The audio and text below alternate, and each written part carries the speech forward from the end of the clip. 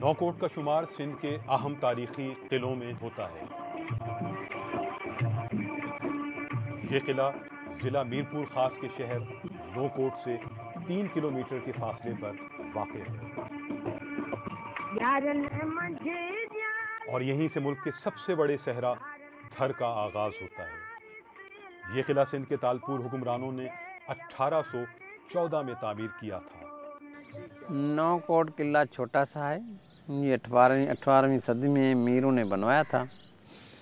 दीवारें के पक्की ईंटों से बनाई गई हैं और इसमें जो है वो मिट्टी इस्तेमाल की गई, क्योंकि सीमेंट तो कम इस्तेमाल होता था। मिट्टी से गारे से बनाई गई। इस किले की लंबाई 366 फीट और चौड़ाई 318 फीट है। इसकी तामीर में पक्की ईंटों, चूने और गारे का इस्तेमाल किया गया है और हर दीवार की मोटाई 4 फीट और लंबाई 9 फीट है। दरअसल ये एक जंगी किला है। ये मीरों ने बनाया है, 18 सदी में ये बना हुआ है। ये उन्होंने मतलब है किला यहाँ से गुजर था डेजर्ट में आने का, तो उसके तहफ़्फ़ुज़ के लिए ये किला उन्होंने बनाया, बहुत महफूज है। किले के दरमियान एक बहुत बड़ा मैदान है जिसमें उस वक्त के हुक्मरान अवामी दरबार लगाया करते थे और यहाँ खास रिहायशी कमरों के आसार अब भी मौजूद हैं। जैसे ही किले में दाखिली दरवाजे से दाखिल हों तो सबसे पहले छोटे रिहायशी कमरे नजर आते हैं, मगर उनकी हालत अब कदरे खराब हो चुकी है। एंट्रेंस है जहाँ से गुजर कर आदमी अंदर जाए, बड़ा अच्छा उन्होंने एंट्रेंस रखा है गुजरने के लिए। उसमें तकरीबन बड़ी गाड़ी अगर जाए तो वो जा सकती है।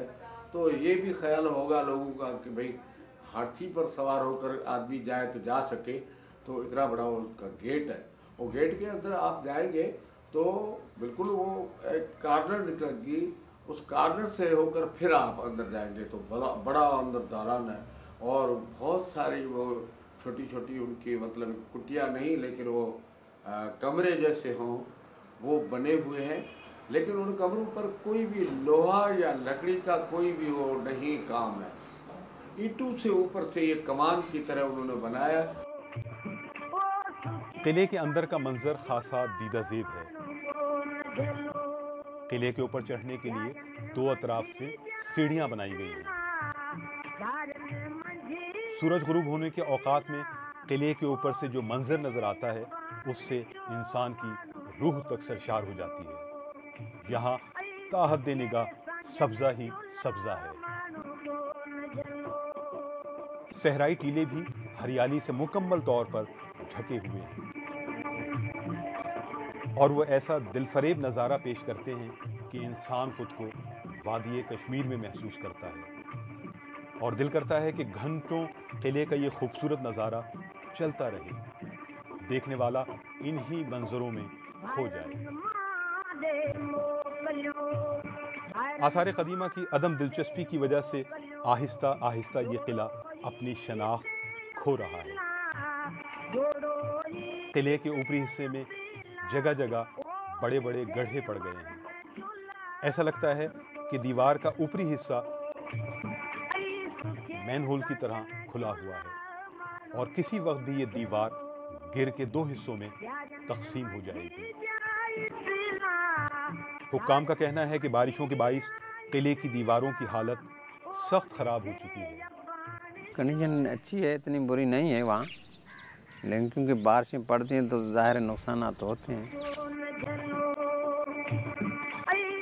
आसार कदीमा को नौकोट की हिफाजत और मुरम्मत के लिए फौरी इक़दामात करने चाहिए।